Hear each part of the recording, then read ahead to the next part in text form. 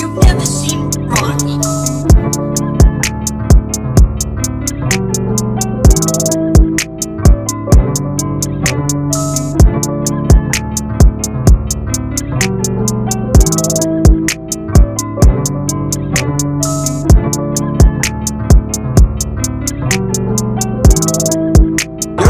Welcome back. Return to the Mac. Episode 138. M.A.C. Moss, Andrew, Carl. What it is. Back in the building. What's up, fellas? What's happening? Same old same. Another week. Yeah, pretty much. Another week. Bonus week, though. Hell yeah, bonus week feels good. Need that. And, I mean, tax time right around the corner. Some people already got theirs. I got to file my shit. I haven't even started yet. I haven't filed mine yet. No, I got way too much stuff to file now. Big money's over here. I filed mine. I need that. I need that. We don't get no bonus in my job like y'all. So we just get what we get. I mean, you know what I'm saying? Your bonus is being off for a month of Christmas. You put your shit off because you gotta like file all of that gambling shit. Right? I got a lot of stuff. I feel like you might have to pay. Negative. You making some bank last year. You might need to work on the dependent. Dog. I got a nice little something that it will have to be included in my income, but nah, I won't owe. But I don't expect anything crazy. I've never got anything crazy the way that y'all with kids talk about it. When I hear other people talk about the refunds that they've got, I'm like, that doesn't even make sense. You know, one That's kid insane. really don't get you that much. Yeah. Now, if you got like 2-3 kids, they might get $10,000, something like that. That's what I heard people say stuff like that. You I feel got like 2-3 kids. That should add up. Crazy. You got 3 kids, you got 10 racks. Yeah, for sure. Yeah, that's that's a fact. For sure. You get 10 off, maybe 12. Close to it, at least Maybe gross. 12, maybe before they for sure. tax that shit a little bit, but you won't get my that's check. crazy. I mean, look, I don't want to trade by any means. Yeah, but I feel like mine is usually like 2,000, 2,500, something like that. I think.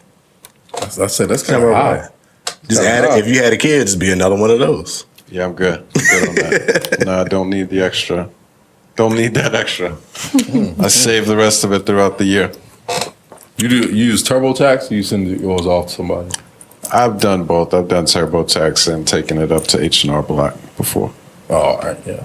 I normally do TurboTax. I just feel like I got mad tax forms like emailed to me. I don't even know what they are. Like it's random stuff, like ones from the bank or I think you're supposed to file. You're supposed to include all of that shit. Yeah. Well, I just the more it's easier to take it to somebody else and have them deal with that shit. Is that what you're saying? Yeah. The more of those I've been getting, the more I'm like, I'll just take it up to y'all, and I don't care whatever the cost is. Right. It's not crazy. I hate to pay it, but it's like this is all bonus money, so I don't even look at the part that I've got to pay to them to file it. Right. It's just like this is what I want. Yeah, for sure. True that. But yeah, got to get on that though relatively soon. It is March. Now. Yeah, I think yes, it is March 1st. Yeah, it's about time. So you already got it filed? He probably got it back. Well, I gave my credit. I let my mom do my taxes for me. So I just gave her all my shit, so she's working on them. Gotcha. It'll be done soon. That's what's up. So you might have. I know people got returns and shit. Yeah. Well, some people are sitting there on January 31st, ready to put everything. Right. Yeah, right. In January, they people put them shits ready in. to go For sure. Oh no, I've been slow on my shit this year. I gotta hurry up and do that. I mean, usually my sister do them, but she ain't trying to fuck with my shit this year. She said I got too much shit going on or something like that. So I'm like, all right, well, guess I'll just do it myself. And I just haven't got. I'm a procrastinator, so I haven't gotten around to that shit. Who are you telling? When's the last day you can file? I don't even know. April 15th. All right, I'll keep that in the back of my mind. I'll probably do that shit on the 13th. I was gonna say usually 13th, around the 12th or something. I'm like, oh man, I gotta do this. Damn, y'all wait that late? That's crazy. That's late. I'm not like people usually wait that late when they gotta pay.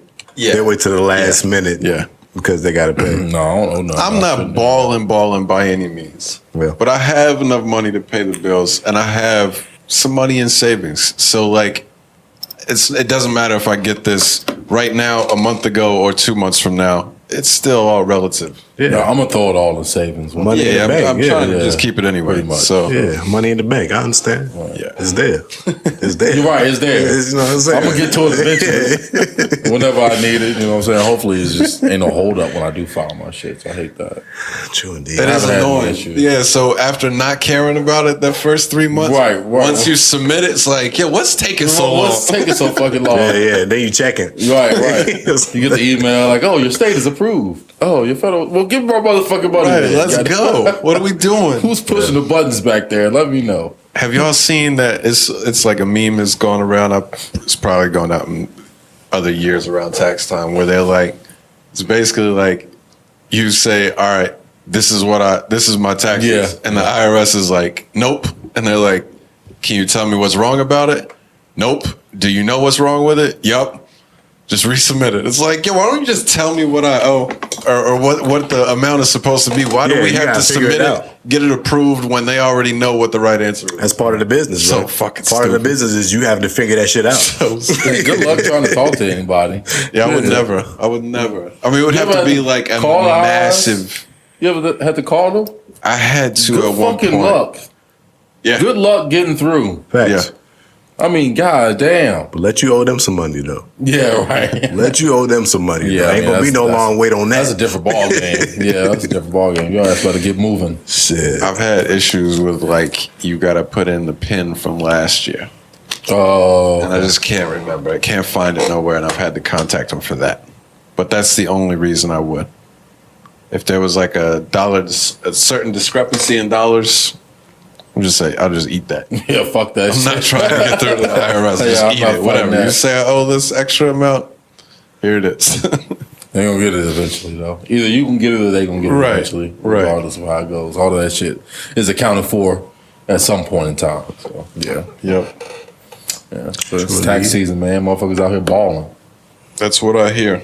I haven't seen it, to be honest with you, but I don't be getting out much anymore. So Yeah, no, I'm like I said, I'm gonna you've save seen all it my on shit. on the gram or on the book. You see You know, people stunting. people, the taste buds change when it's tax season. It's, Oh, it's a lot of nice plates. Yeah, man, it's Yeah. steaks, it's lobster. A lot of lobster tails. Yeah, All lobster that. tails, all that shit.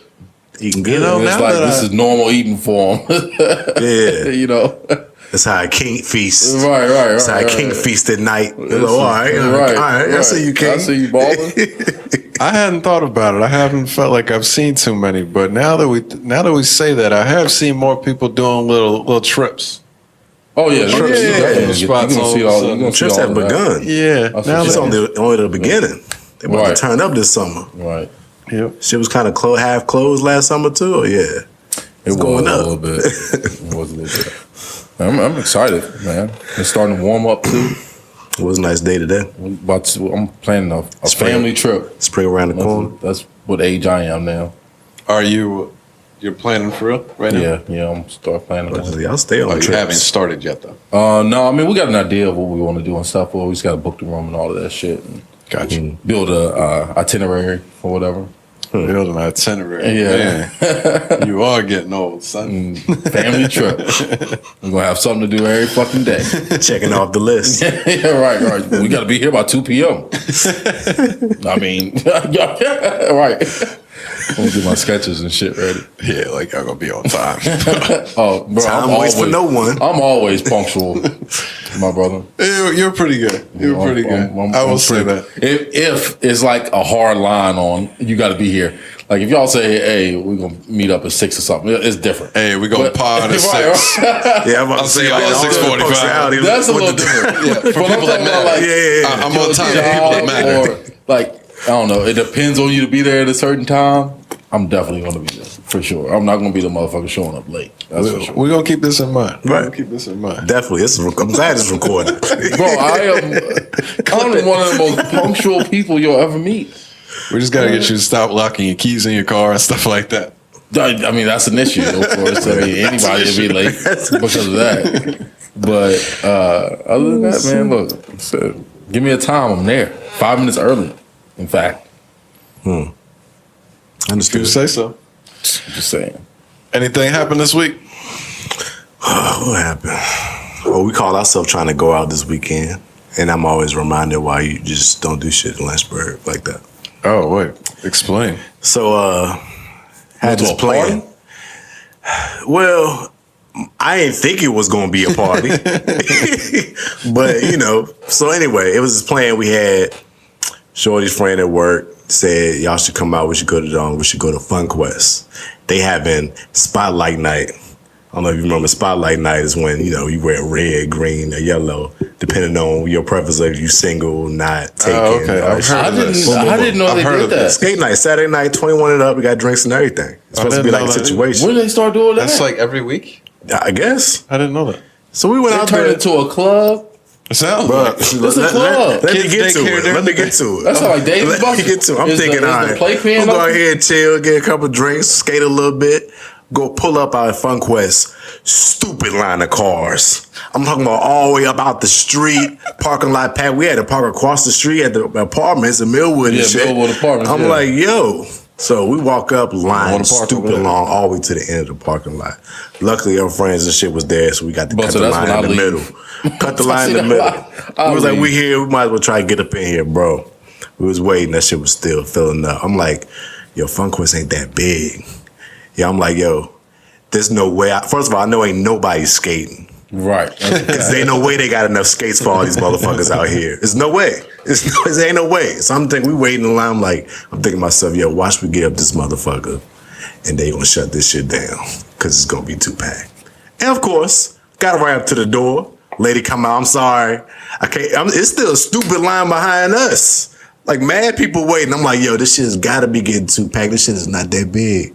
Cut that shit off, bro. So I'm like, all right, fuck. So we just trying to scramble, find something. At this point, we had been in line for like 45 minutes, close to an hour. So that's when I would go home. Dog. Yeah, I'll go home. Tough. But I'm trying to wait it out. We here now. Let's just try and do something. What's the move? Everybody at the jump talking about they leaving to go in the greenhouse. I'm like, not going there. What is that? That's gonna be. Is this like another new club downtown type of situation? I think I heard of that. I think I heard of that. Parties and shit or whatever. Anyway, so I'm like, fuck it. Let's go to what's that shit on Main Street? I can't think of the name of it right now. On the corner? Yeah. Yeah, I know what you're talking about. That used to be a French restaurant or some shit? No, it's across from that. It's like a little club. Oh, you're talking about Dish. Dish. Let's try to go to Dish, see what's happening. You pull up out that joint. Mad people out that joint. I was like, oh, everybody left them over at Fun Quest. Brought their ass down here. Shit was jumping, found a spot, walked up to Dish, seen the sign. It shit said golf night. I'm like, nah, we ain't about to do that. Tiger, what's y'all? Fucking golf night. Not golf night, but goth night. Excuse me. Golf night. Oh, that's a little different. Goth night, bro. Goth? So it was another little spot beside it where they was throwing a little party. It was like that many motherfuckers that show up for goth night? Bro, shit was packed. What? They was in there, but I'm like, yo, this ain't really the move for us right now. Oh, I'm more curious to go there now. I would want to see the environment in there. It's like, is everybody really that sad in this motherfucker? I won't go in there. So we try to go in. There's another little spot I never heard of. It's right beside it. They having a little shit in there. Look like they had a little bar set up. We try to get up in there. So of course, I think they charging like 10 to get in. They won't try to let nobody in. So we like waiting there, like somebody got to come out and say, I guess it was too packed. We waiting, we chilling. Then some dudes walked up. I guess they knew the security guard and he just let them motherfuckers in. So we were like, dog, what you mean you won't let nobody in this vibe? So we just left. We was like, fuck it, bro. It's over. We tried. Right. It's going to the crib now, get something to eat, find something to eat, go to the crib. Well, you should have said you knew me. You might have got in. Right. But it was just one of the nights like, wow, did you have intentions to skate? That's what I actually was. If I ain't expected to be that packed. I was kind of surprised there was that many motherfuckers out there at fucking Fun Quest that night. Stupid pack. But then when I see all them people, I was like, oh, they treating this like a club. It's 21 and up. They got drinks. They come here. They playing music. Oh, this is a club now. Anybody come here to skate? I don't know what kind of drink. So we would have got in. I probably wouldn't even skate. I'm like, I'm not skating, bro. Cause I know ain't nobody in here skating. I know the floor is empty. It gotta be. Anybody come here to skate? They came there because it was alcohol. Right, but that's like the and fucking music. Where you go dance and stuff at?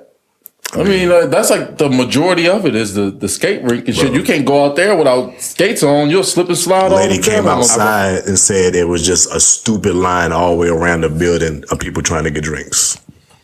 Anybody fucking there's stuff like that. I don't know, man. If it's just not that worth it to be on the scene. If you got a whole bunch of people there drinking and music playing and you're at a skate place, some drinking people gonna skate. But, I mean, you probably have fun. It would be a blast. Maybe. Yeah. Maybe. If it wasn't packed like that. I mean, I like bowling. We tried it. That's what I would have done. That's what I was saying when we got to I was like, we should have went fucking bowling. Bowling out ain't packed like this. And you can get drinks there too. yeah, bowling out ain't packed like this. All of that. Yeah, so that might be the next move, but did not even know about. You should try it again, bro. Dud. Next week. I'm not doing that. I'm not doing that. I'm not going there with all the fucking people. Yeah, you just gotta go a little bit earlier next time. Now you know what time you gotta get there. Understood. Do a little trial run. It's a dub for me. You sounded so mad when you said, I'm not doing that. I'm not doing that shit no more, bro. That shit is dead. Because it's like one of the things you ain't really want to do anyway. I ain't really wanted to do it. But since I was there, I wanted to do it. So it's like, nah. This was Friday night or Saturday? Saturday night. Saturday. Yeah. Good to know. Good to know. That's hilarious. We're gonna pop up some yellow out there. Some yellow. No, y'all had a green. Green light for you. It's green light for you, bro. Oh, okay, that's what that means. What is yellow? So hold on, what is yellow again? I think he's like maybe in the middle. Yeah, gotta be. You in between. It's a Facebook. We're looking for a trouble. It's a Facebook. It's complicated. That's where you at in the middle. Why would anybody wear that? I understand. I'm thinking that's what everybody would wear. It's just part of the theme. I feel like it'd be green or red. Who's gonna be like? I don't know. Yeah, that's like a red flag on the yellow. It's a red flag. A red flag on the yellow. Like you know the world we live in today. Everybody gotta have options. Everybody gotta have an option, bro. That's why I said everybody might wearing be yellow. You might end up in a fight in a parking lot. Exactly. You taking that chance. You taking that chance. Hey, I can take this holler. I don't know what she got going on. But you gonna end up in some shit you don't want to deal with. I got a shot. Take it. That's interesting, though. That's interesting. Some shit I didn't know about. Very. Yeah. Yeah, I don't know how it was, but it was packed. It was fucking packed. It's busy outside. Yeah, right. Definitely. That's what the party was, apparently. Definitely. In the parking lot. All right, that's what's up, man. I ain't do shit, man. I can't even really remember what the fuck went on this week. Really, man, I'm fucking tired, dog. Me too. Fucking around with these dogs and shit. Well, mainly Yak, the puppy. Man. It's not going good? Or it's just, it's not going good, or it's just tiring? It's going fine. Yeah. But man, I'm up, like I said, every 2 to 3 hours still around the clock, just to make sure, like, he's doing better with potty training and shit like that, doing real well with that stuff. But, like, again, if it's an accident, it's probably my fault. So try to make sure that doesn't happen and stuff. But, around the clock, dealing with him and the kids and shit, it's tiring, bro. It really is. Sounds like it. Fucking daily tasks you gotta check off every fucking night, after you get the dog situation. All right, I gotta do homework. We gotta fucking pack lunches and pick out clothes and all of that shit for the next day. And, well, it's a lot. Put the baby to bed and make sure the dogs go out again before you go to bed. It's a fucking, it's a lot to do. I can't wait till this motherfucker get old enough where I can just not worry about him anymore. Right. Yeah, it's new problems. I'm going through it right now. You got a dog? These teenagers are some motherfuckers. Some motherfuckers. Yeah, bro, I can imagine. Bro. My daughter There's some really shit be going on out here, bro. Having me feel like I don't know, like the back talking shit. Bro, I'm a snap. Well, it ain't even the back talking. It's just like the way they do shit now is different, bro. Like it ain't like when we was teenagers no more. It's a whole different game out there right now. What do you mean?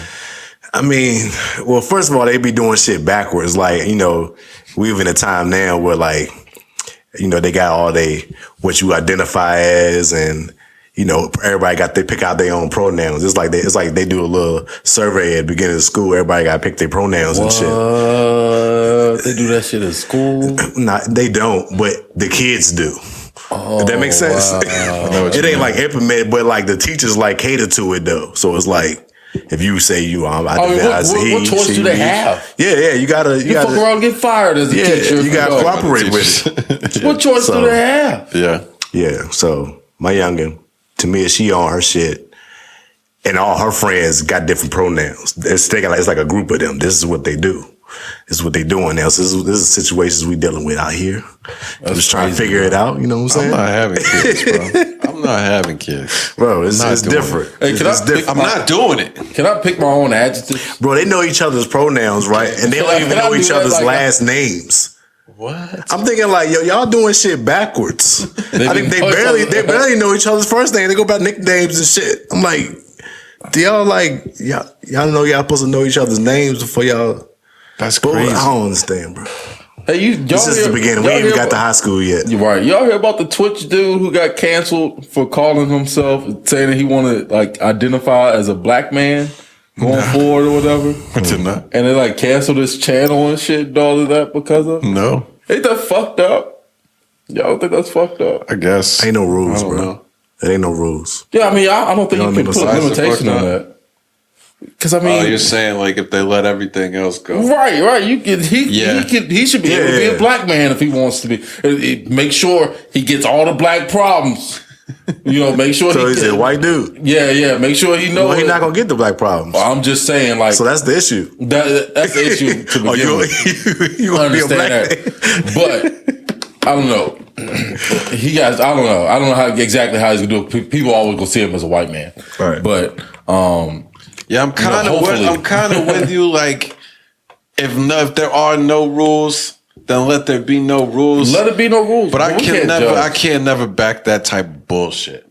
Nah, I'm not personally. It's got to be some type of cap on it. Nah, because ain't it like fucking 70, 80 different things you can identify as? All of it should be capped. We got to start fighting back as older people. We're old people now. At some point. I'm trying, bro. We're old people now, and we got to tell these kids that we still make the rules. There's too many old people that gave in, and we got to fight back now and take it back. I'm trying, bro. I'm fighting the fight. All right. I don't have that many good ideas yet. Right. But none. My best is just refuse to acknowledge them pronouns, son. I'm the same, bro. Stick with whatever pronouns you see. Figuring it out. That's it. Yeah. Right. If you didn't put enough effort into it, like you have to put some effort into that shit for me to see what you are. I have to identify that shit. You know what I'm saying? So now you're not working hard enough for me to call you whatever. You gotta put some effort into that shit. Playboy Cardi, I'll call you she. He put effort into it. He put effort she into put that effort shit. into Right. it. Whatever it is. That's it. Yeah. I'll go for it. Go all the way, motherfucker. I feel you. You know what I'm saying? These kids, they could just get a haircut and it's done. Like, we there now. Yeah. That's wild. Right. Wild times out here. I really don't want you. You're still somebody's niece, I think. I'm just keep it where it's at right now. But yeah, whatever. Yeah, I don't want. I just thought that was interesting. Like I said, somebody got to fight for these people's rights. You know, like Rachel Dolezal or whatever, Dolezal, and that guy, that Twitch guy. Somebody got to fight for their rights. That's true. And somebody has to stand up. Where is that community now? The dude on Atlanta, the black dude on Atlanta identifies as white. It's not Atlanta. Oh yeah. What? It's not Atlanta. What's not Atlanta? It's a song. Oh, I was like, damn. I think I canceled. The show is over. It's not Atlanta. It's a funny song. They changed the title? Yeah. Changed the name of the show. That was a great episode, by the way. Plug. But yeah, speaking of fighting for rights and shit, there's a war going on outside no man is safe from. It's a whole war.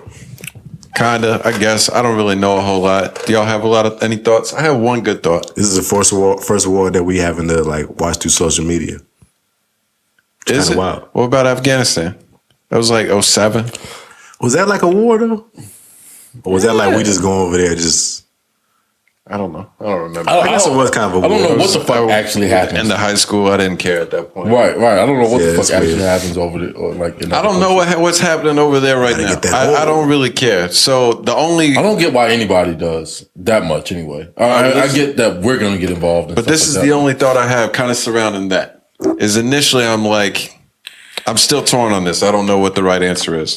But the only thing I'm thinking about is this got nothing to do with us. Right now. We shouldn't be no parts near it. But that's the issue. On the other side, we might end up sending people over there. Yeah. I don't understand that. I think we should stay out of it. But on the other side, I do understand. You got a crazy person like Putin out there doing what he wants to and threatening people. If you get involved with this, then the war is coming to you and all this kind of stuff. You can't just let a crazy person run wild in the world. So like other countries do have to unite, step up here and say, we're not doing this. You're not just taking over this country because you feel like it. Because if they take Ukraine with no like fight back from any other countries and everybody just lets them do it, right. They take another one maybe. And there's just no telling. So I do kind of feel like it does make sense. You got to unite with the other big countries and say, no, we can't. Or you can just re-elect Trump and him and Putin are boys, right? So we're good. Hey, a lot of people don't like Trump, but we didn't have these problems when he was around. I heard people saying that, like I said, man, I don't even know if any of this is jokes. I don't know how serious, not the war, but like stuff that you see in the news or in the media. I don't know how serious to take any of it. But do you think there was anything to the fact that like Trump was a crazy person as well?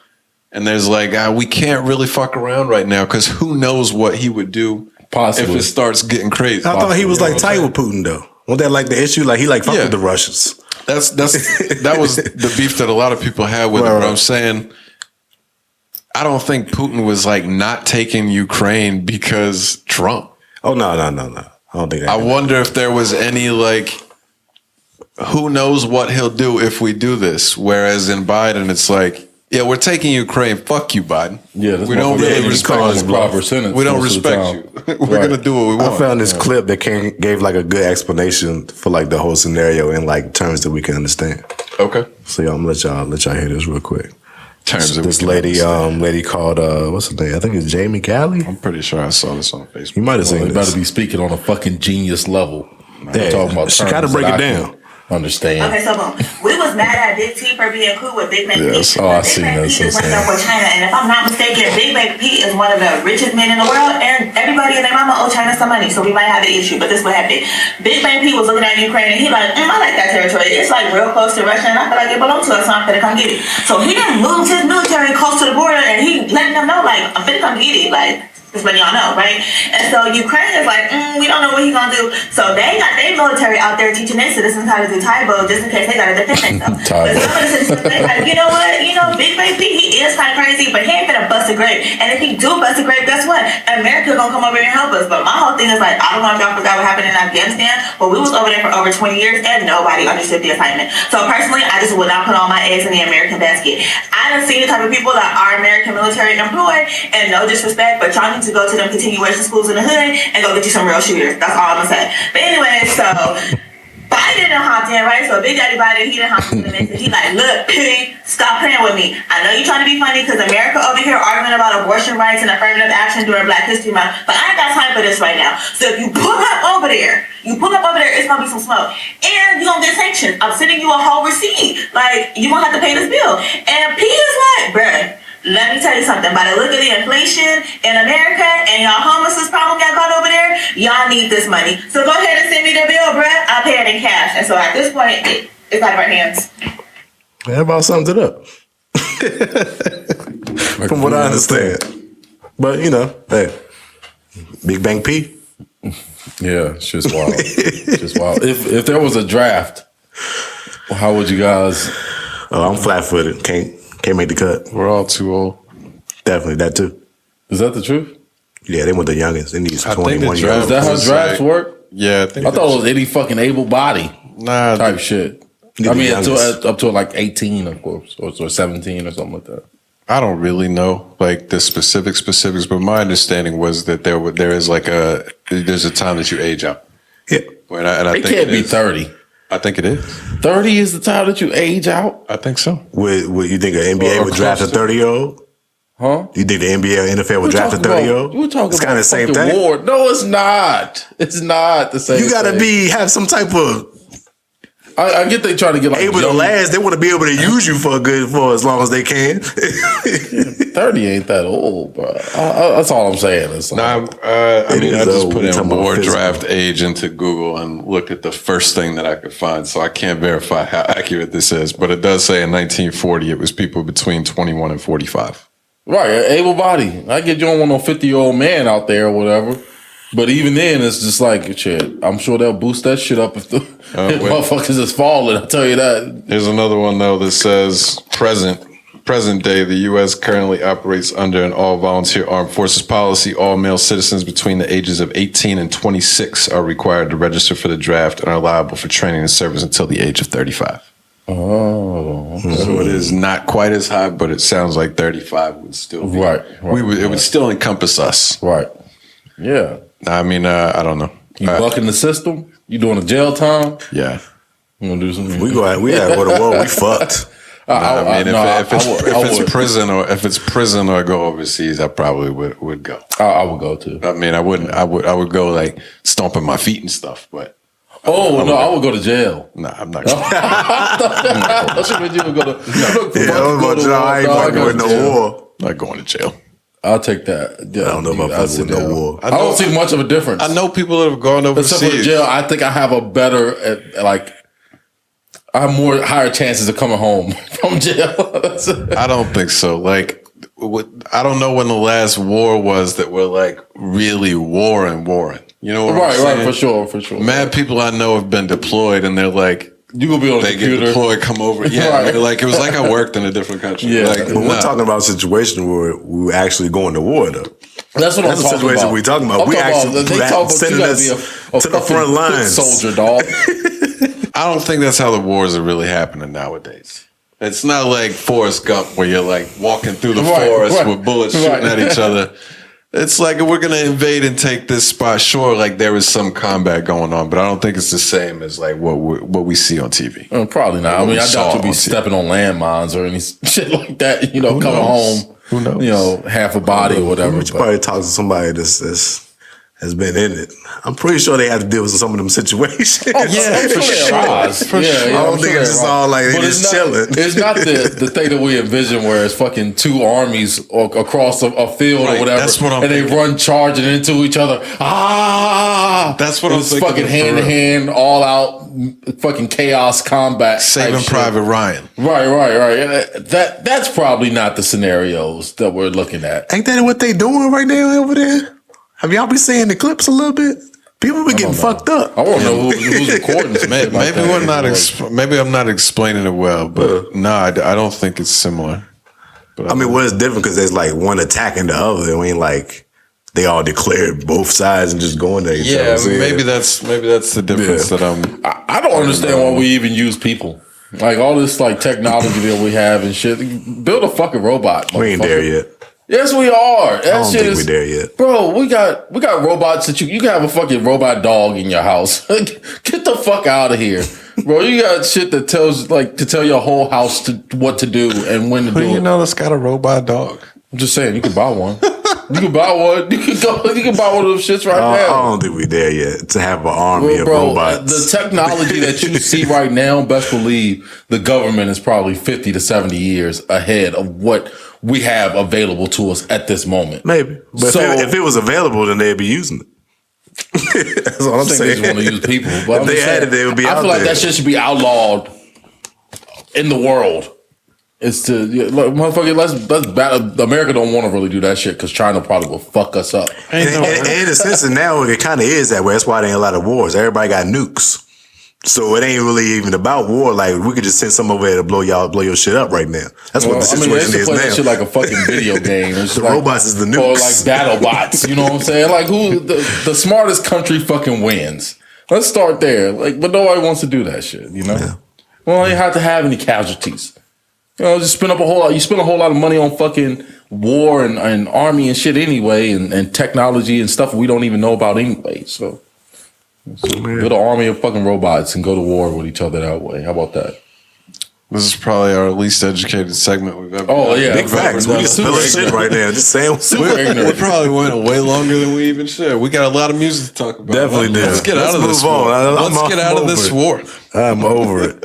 Let's get to a real war. Yeah. YB and Dirk. Oh shit. You know what I'm saying? This is the wars I want to talk about. It's all straight beef. Baton Rouge. They traded some tracks last Tuesday or something. Well, Dirk dropped first. He teased that he was dropping an album. He did. He said he was going to drop an album on the same day Donda was dropping. 2/22/22. Yeah. But he ended up just dropping that track, the Aha track, and I shared it as soon as I seen it. Hard.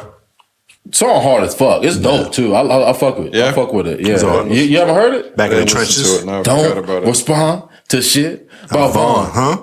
He was going crazy. Yeah, that's just hard. He was going crazy. Yeah, I mean, it's a really good song, and you know, he get it like it's more subliminal disses or whatever, but you can tell who he talking about. He getting his shit off or whatever. Dirk say he ain't saying no names. One of the lines he was like, just got out of the feds speaking on murders with your police ass or something like that. So it was, I mean, he definitely was certainly going at NBA YoungBoy. That was obvious. Yeah. And then I mean, not even like 8 hours later, NBA YoungBoy dropped his track. I heard his. He ain't going nowhere. I listened to his. You like it? I didn't know. No, I didn't know. He dissed a few people, He didn't said he? I didn't know. No, I didn't know. I was gonna say I didn't care, but I was like, no, I didn't care. No. I didn't care for it. It's just a bunch of insults. Yeah, he dissed a few people. Did he diss Gucci or something? He dissed a few people, but Like it's not even 7 like people. when you dissing. It's not. It wasn't like nothing clever. It's just like It's you just- a bitch. it's You know what I'm just- saying? Oh, It's he thought nothing he was going to have a great beef track, huh? He's just Well, that's how people are making it sound like, oh, you don't want to get dissed by NBA YoungBoy. It's like, dog, he didn't really say anything clever. This is where we the entire hit time. that age barrier. YoungBoy is Hove to them. I wouldn't say that. But No, YoungBoy is Hove to them. Huge. He's huge. He Hove to them. No, for real. I'm not saying the way we think of Hove as far as like rapping and shit. I'm talking about the stature of rapper. That's how they look at him. Well, they like he Dirk God. too, Anything he right? say is fire, no matter what it is. They like Dirk too, right? Though Yeah, I mean, Dirk got his Yeah. fan base too. but it's, he's just so angry. it's different. It's The different man is with just YB, so obviously. angry. It's nuts. It's not that much different. It's just where his platform exists. He's the biggest on YouTube. That's it. Like, and I mean, it's fair to say, I mean, YouTube is one of the biggest streaming platforms in the world. Yeah, for that's sure. where you want to be the But biggest that's- at. but it still evens out. Like if you're, I don't know, half as big as YoungBoy on YouTube and way bigger than him on these other platforms, like most of these other artists are, then you're probably about even more than anything. Like I put him and Dirk pretty much on the same kind of platform when you look at their fan bases. To me, anyway. I do think similar. of them that way. I don't have any backing or reason to, but I do think of them as like the same. Yeah, level. they're on similar levels. I don't know In all, but I would say that Dirk is big, I would say but NBA YB's following YoungBoy's is ridiculous. fan base is more like a cult following type thing Yeah, for sure. But it's not No even doubt. like it's not like a cult. Like when people think of cult following, they think like you got the section of people. Like his cult No, it's following is everywhere. like major, the Yeah, it's major everywhere. It's all number of across- shit. It's a different type it's of all thing. across the United It's States like for Cole, sure. like Cole's fan base. Like they say you got a cult following, but it's like no, this is a major level following still. it's You know what I'm too saying? Too big to even be referred like that. Yeah, it's different. It's feel a you. different type of thing. So you know, but hey, they traded their tracks. I guess it's gonna be. I mean, what for them happens for a after while. this? That's what I'm saying. This is kind of silliness because it's like, all right, I don't even know what their issue is. Where did this start? starts what's with Vaughn. what's the issue? Oh, it's Vaughn. Oh, I forgot. All right, makes yeah, sense. I mean, That makes yeah, sense. right. This is the big issue. Yeah, This is I huge. forgot. Old boy was his artist and shit. Well, they were friends too. You know, Who? Vaughn and Dirk. Oh, but what is? Quando is signed to Yeah, NBA YoungBoy. that's what I'm talking about. That's signed to YB's NBA. artist. the one Okay, that okay. came And Dirk. Vaughn and Vaughn. NBA YoungBoy had problems prior to NBA YoungBoy getting locked up and prior to Vaughn. Like Vaughn would go on live and shit and like say little slick shit about NBA YoungBoy, like, oh, this guy don't live none of his raps, he just capping. All this stuff, blah, blah, blah. So they had like underlying problems already going on there between the two camps or whatever. But Dirk and NBA YoungBoy never really had any beef against each other until that kind of thing happened or whatever. And then Inherited. all that shit kind of fell Got out. big But size. You on the side. yeah, I mean, to me, Dirk's song is way better than YoungBoy's. Yeah. Like by far, it's an actual song. This is a real track. This is good. YoungBoy is just a bunch of randomness, kinda. I mean, yeah, you know, that's what a song does. dissing random people. I think it's decent. I don't think it's not like trash or nothing, but it's not a great diss record. No, it's just it's not. I like melodic young boy. So Yeah, when yeah, he yeah. does the angry, just going off hard, And then super hard. I feel like stuff, every it's time he not does that usually- shit, it's the same track.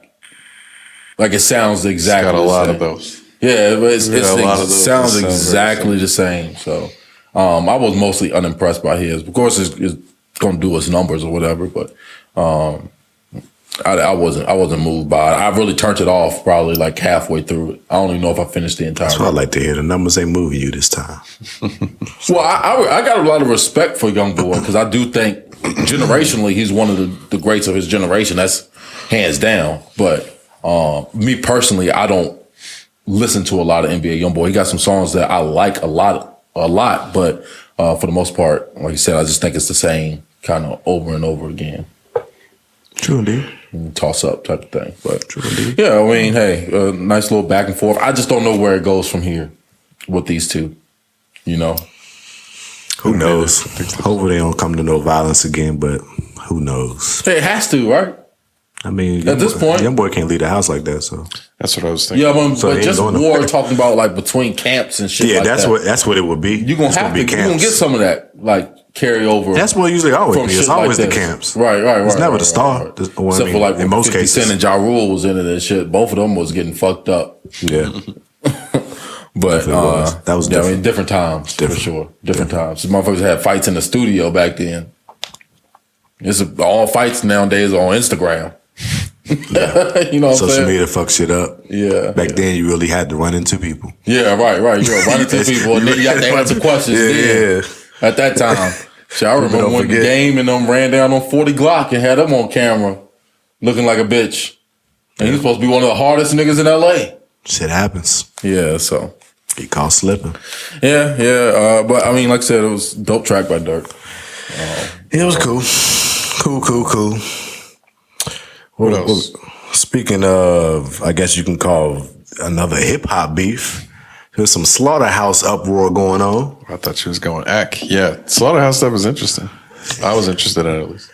Yeah, so apparently Joel and Crooked Eye, members of two of the members of Slaughterhouse, they put out a record where it was like a little snippet of a record.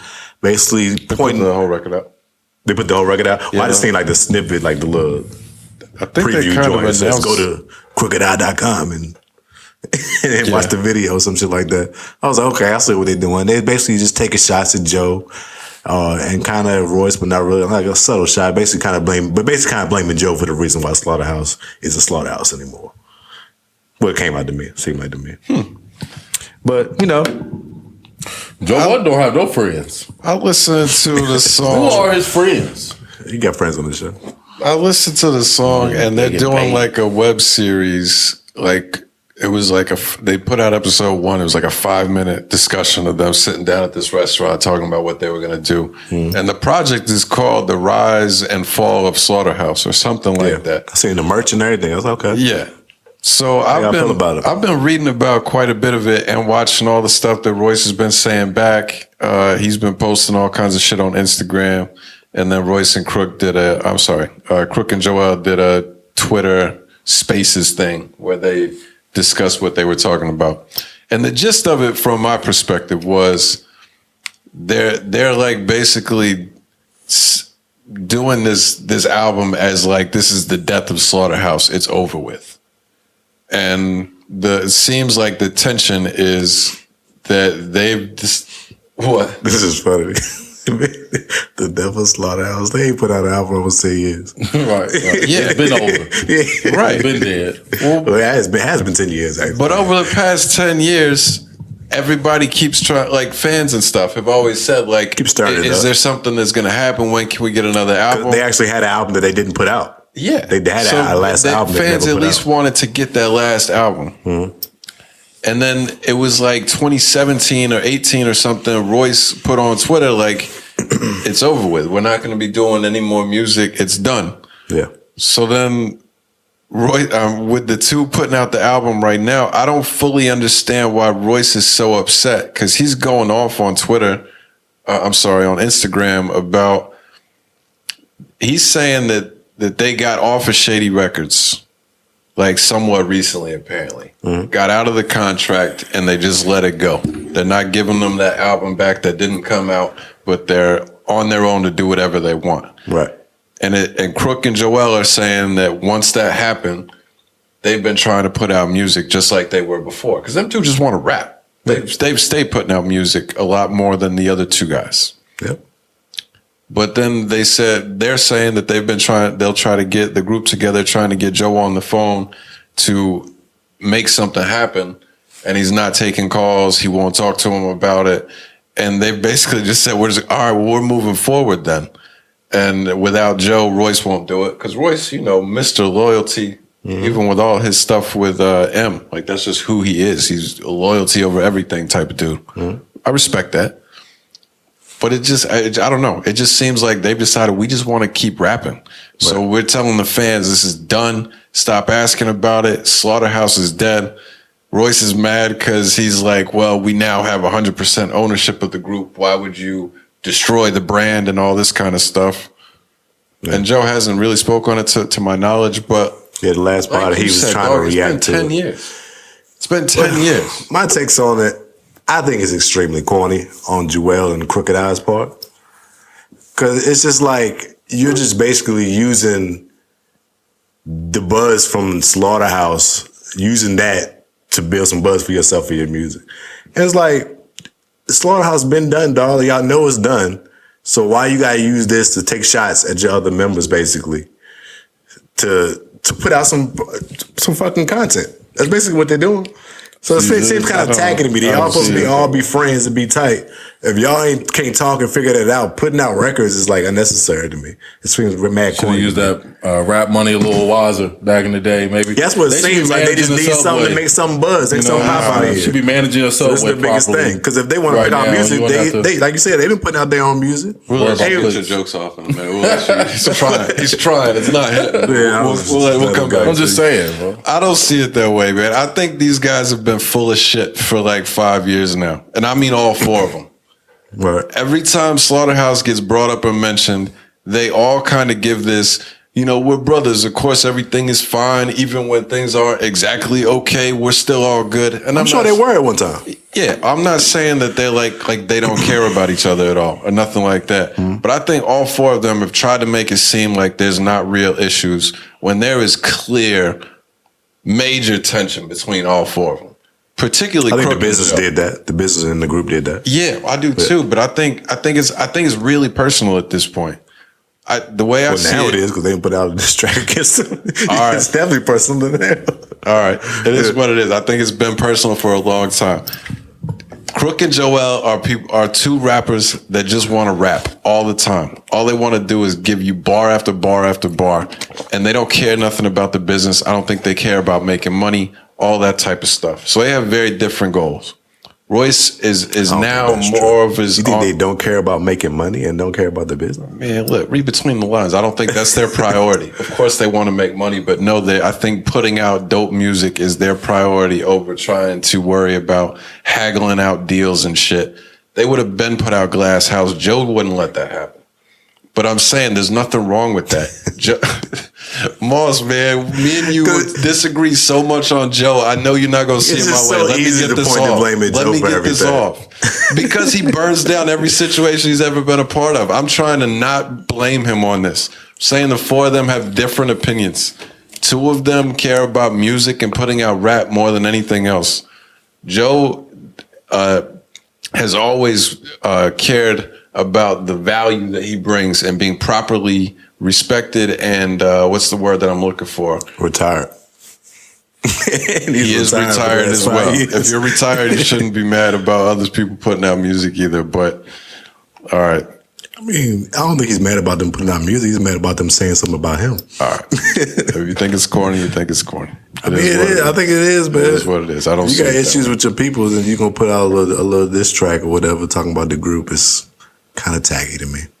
Did you didn't listen to the record? Because it wasn't really interested. It wasn't a diss track. It was an explanation of what's been going on. The sell of I think they felt like we owe it to the fans to explain why Slaughterhouse is not getting it together. We've done everything that we can to get the group back together. Some of the members don't want to be a part of this, so it's done. Like I don't see what the problem is of them putting their side out there. Years. So it's like, why put out a song to say it again? Everybody knew it was done. Yeah, but there's a difference between everybody knowing that it's done and you getting to tell your side of the story. If I'm getting to tell you that this is what happened, why shouldn't I be able to do that? There's nothing wrong with it, but when you're using it as a selling point, if you can't see that it's been used as a selling point to get some shit off, then this is what it is. That's what makes it tacky to me. All right. That is what it is then. You want to tell your joke now? Oh, no, I don't have it. I don't have any. It wasn't a good one. Yeah, I don't have it. You don't think they have a Subway or anything like that? I don't. Oh, well, they probably should get one.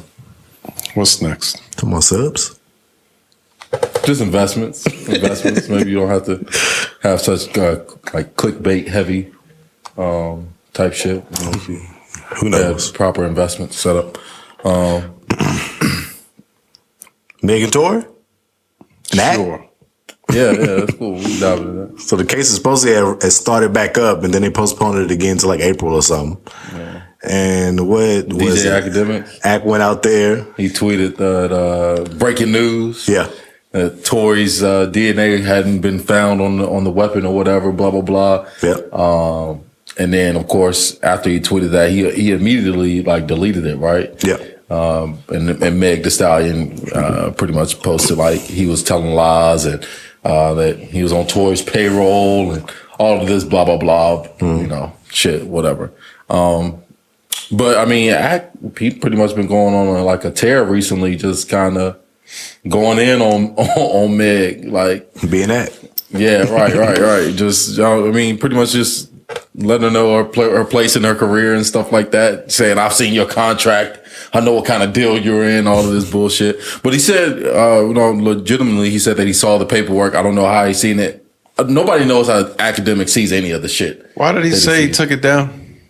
He said he took it down because it was the wrong thing to say. He said it was like the wrong timing or something like that, or it was the wrong. Yeah, thing I call bullshit on that part. What do you think? I just think that I think he got. I think he was given information. Yeah, it was false information. They said the real thing was like it was inconclusive, and not that it won't. Right. It was inconclusive. But that's kind of just thing. as good for Tory anyway. From a legal standpoint, I'm just saying tweeted out incorrect information from that standpoint. I like Ack, and I thought the interview that I think I sent it to y'all, or one of y'all put it in the chat, whatever it was. I thought it was really funny. Yeah, with Van, the way he was defending himself and the shit he was saying was hilarious. But I think he got when he said it was besmirched. Besmirched my name. But he got with some information that he shouldn't have tweeted out, or isn't like verified enough to have tweeted out, and then he deleted it. And then, rather than saying like.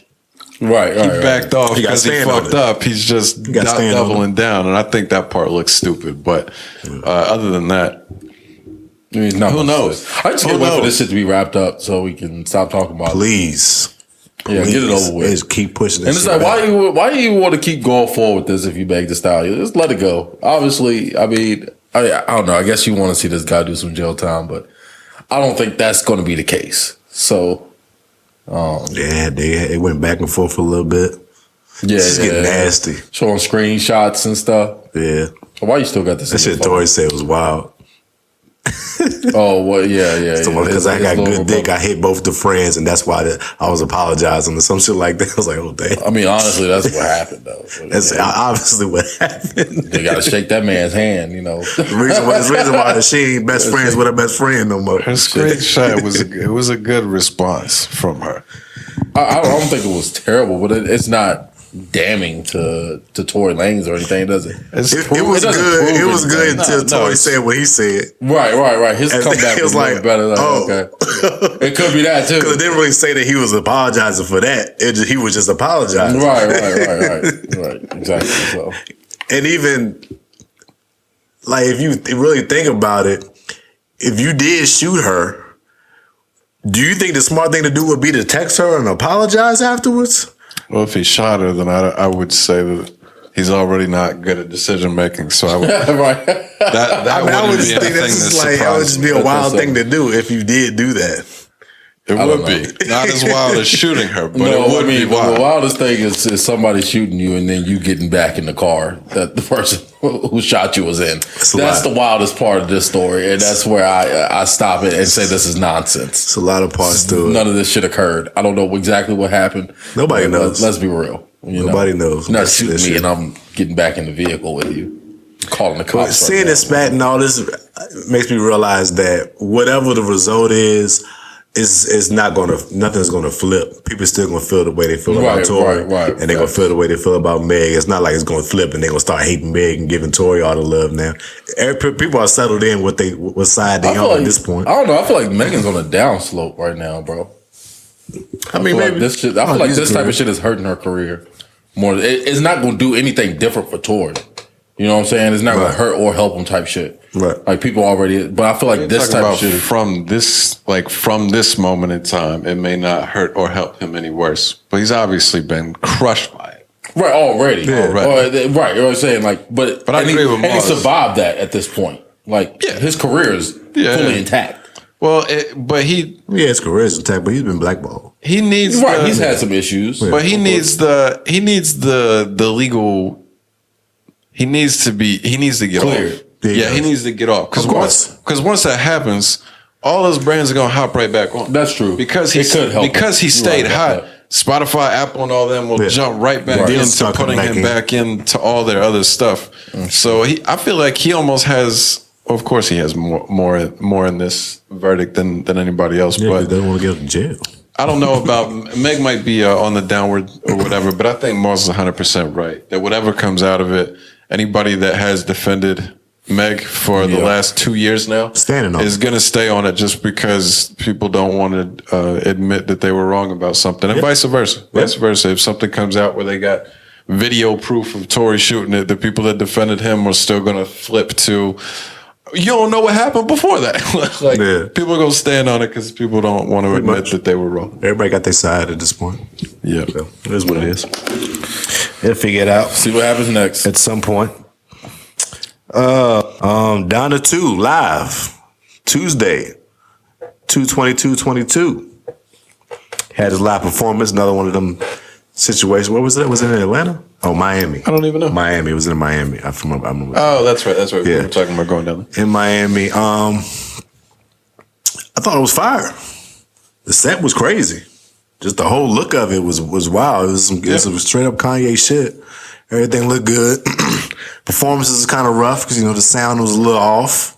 What was up with that? Ain't nobody had no earpieces in. They was trying to rap in the arena with the track playing behind them and their voices, so it was just off. It was bad. Everybody's verses was just off. I think Kanye ended up throwing his mic at one point because his shit was fucking up. He got pissed off. He did. Chucked that junk. I watched. I started Genius. Oh, yeah, I did too. I watched that. I did too. Fucking fire, son. Fire. Fucking Very good. fire. I think this, because this is how I've always seen Kanye is what they're showing. Like, we know. That's the Kanye I see. We know. But like other people, they only see the Kanye, like the antics, the rants and stuff like that. They don't actually see the person or whatever, or like how hard he had to work to even be the person that he is today. So when you're sitting back and watching that shit, like Shannon, she hates my girl. She hates Kanye.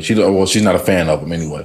But watching that, she was like, I feel bad now, for the way I feel about him, because it's almost like he's just misunderstood. Did she know him before? Not, you know what I'm saying? Like, well, was she on to him as he was growing up? She knew like the college dropout music and stuff like that, but I don't think she didn't know like his plight, like what he had to go through and stuff like that. Gotcha. A lot of people did. This is his Jordan doc.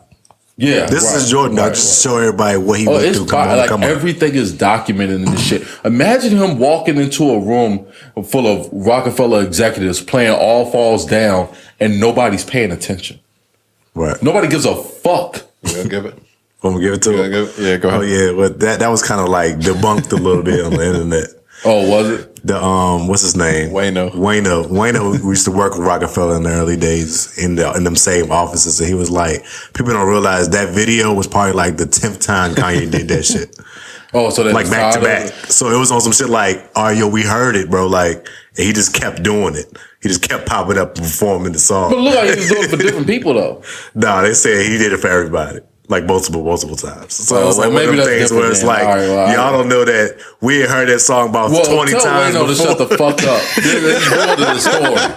Nah. That shit ain't in the You gotta know the perspective of it. It's like, bro. That ain't part of history, Wayno. And his perspective, to give more perspective of it, just so during that time, what Kanye was trying to do and rap about on Rockefeller was like, right.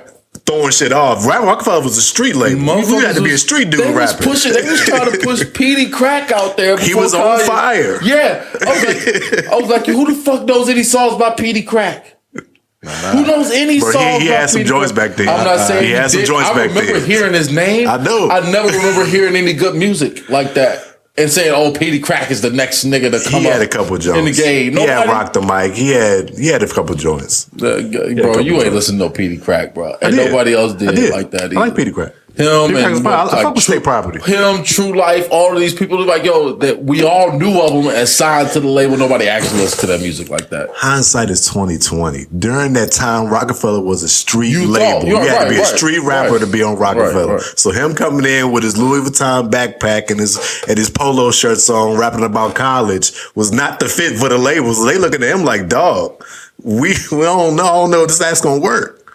Which makes sense for that label. You know what I'm saying? And at the same time, I think the Raucous Records was trying to sign him too. That's who whatchamacallit was Talib and Most Def. Black Star. Yeah, Black Star was all signed to him. So that kind of fit more what he was trying to do, and they didn't even sign him. Yeah, they ain't fuck with him either. And he was kind of in their mode of what they was doing. He was making their beats and everything. So people just didn't see it then. That's all. It was just crazy. And then it was dope to see the relationship with him and his mom as well too in there. It's like she knew like his lyrics, like some of the first songs he ever wrote. She knew them shits word for word. And I thought that was like really dope relationship that they had right there. Like really, she was really supportive. Just always told him, I guess, to, trust yourself, chase your dreams type thing. Being a mom. Yeah, right. I mean, everybody ain't got a mom like that. I mean, being a good mom. I'm saying? Like, to tell you to chase your rap dreams and shit. Everybody has a mom like that, and like that's true. Quoting your raps and shit for you. Nah, bro, like that don't happen every day.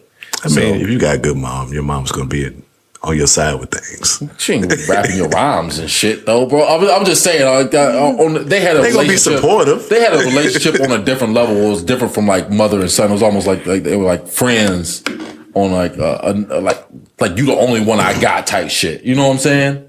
And so we got. You know what I'm saying? Like, I don't know. They had a different kind of relationship. It was good to see. Yeah, it was. But you act like that's like. I don't think that's like the minority of mothers. I think most mothers are going to be that supportive of their child. Yeah, but I mean, they gonna probably tell them to get a fucking job and not rap. That's what I'm saying, bro. They're not gonna tell them. There's a lot of those. You're right. They say get a fucking job. Go get you something with a 401k, motherfucker. Go to college and finish. She was probably like, when he wanted to drop out, go ahead, do what you want to do type thing. That's not normal parents, I don't think. Like not your everyday parents that would support him from dropping out of college and pursuing a rap career. That's different. Where was that? I haven't watched it yet. It's good, bro. It's really fucking good. We ain't fucking that I mean, I don't care. I mean, this once I watched the trailer, I was like, "Oh, I gotta watch this shit." What have I been doing? Type thing. I think Kanye has made me bipolar through his bipolarness, right? Because there have been times back years ago when Yeezus and stuff was coming out that I like full on boycotted Kanye. Like I'm off of this dude completely. Yeah, right. And that's not where I am right now. But y'all know how much I've been hype on Kanye for like the last 2 years. I need a little Kanye break right now. He's just annoying. He's been everywhere. He's really annoying to me right now. He's been doing a lot. So I'm excited to see the doc. Like I'm sure I'm gonna love it, but I'm not very interested in rushing to watch it right now. Talking about the event on Tuesday, I was not planning to watch that, and then I got on Twitter and everybody is tweeting like, "Oh shit, this person popped up. Oh, this person popped up." Yeah, like, everybody. All right, I got to check it out. So I put it on the computer. It was cool. I enjoyed it. It lost a little bit for me from the previous listening things, just because like that mysterious factor of like, oh, what's gonna happen next? Like we don't really know.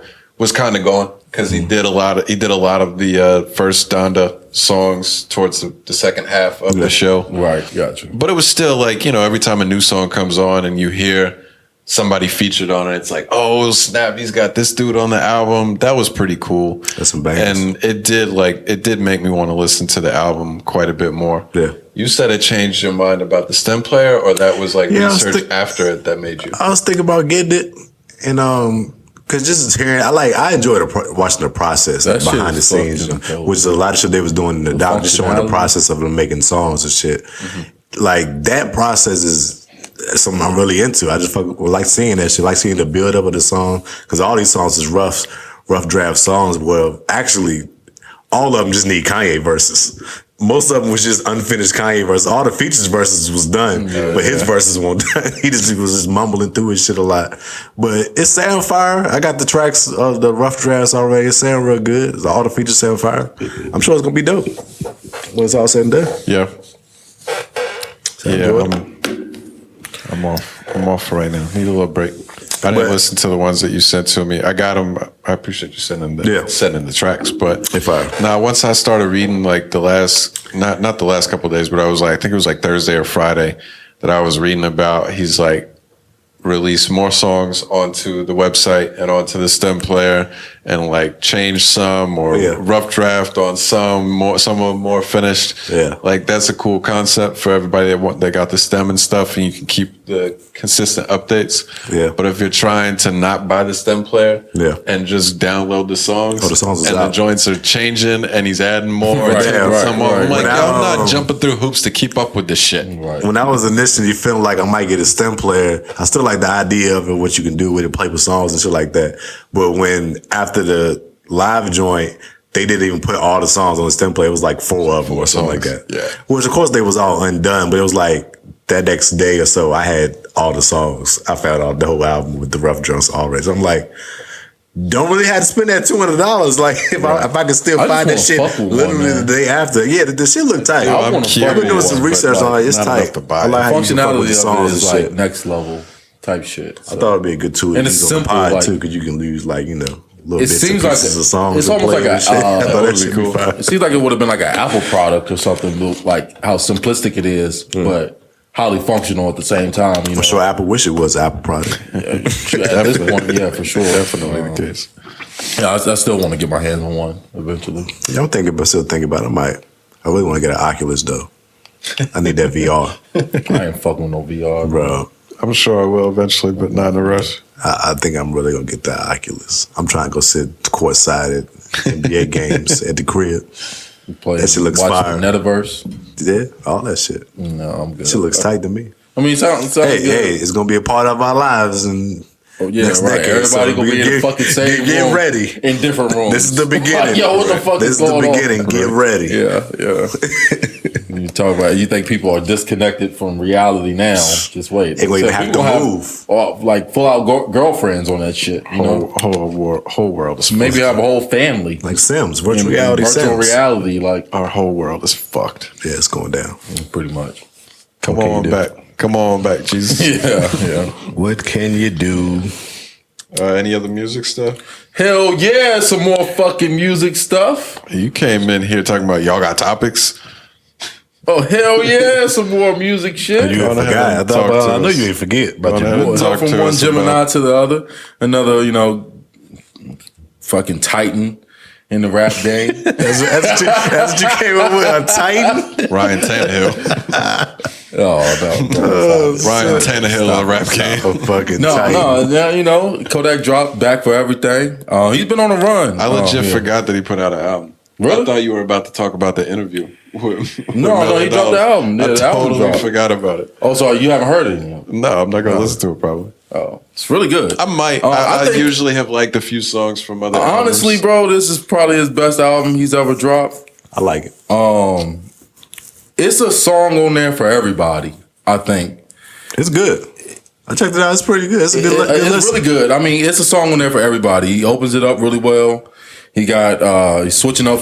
I mean, the dude is the most versatile artist in the game, and I'm gonna stand on that shit till the day I die. It's just it's a fact. It's like I said, it's a song on there for everybody. It's a good album. He's the most versatile artist in the game. He just is. Like he can switch from the street shit to just doing a freestyle type record to doing a straight R&B record. Like you get all of that shit, or like super poetic type things. Like he check off all the boxes on making albums. Yeah, he checked every box. Yeah, I think that he got the radio hits. He got like I said, the R&B the shit, the poetic stuff on here. I feel like if you're just a fan of hip hop in general, you gotta love He Love the Streets, Omega, and stuff like Elite Division. Like that's just great hip hop songs. Like you, regardless of who the artist is attached to it, you be like, oh well, this is like really this conscious rap type shit, real poetic type things. He just speaking over the beat. The shit is like really high quality type rapping. We should let Moss go first. Because he actually liked the album. I think he was going to say some positive things, and I could have got like it from a perspective. I'm not listening to nothing you have to say. Why not? Because you go 300% past whatever it is. Can you give me like a normal person perspective? I thought it was a really good album. We'll come back. He does have a lot of good songs. What did I say? A lot of good beats. He's a little versatile. Not the most versatile in the game. But it's a good album. It's very solid. More versatile than it's one of the first albums since like what's that joint Changing Colors? What was it called? Paint Pictures. I like that album. That's the first project I've liked from him since that one. Like as a full 2017. So that's wait, that's the one with the No, you like Dying to Live. Yeah, I like that one. I mean I like some of the songs.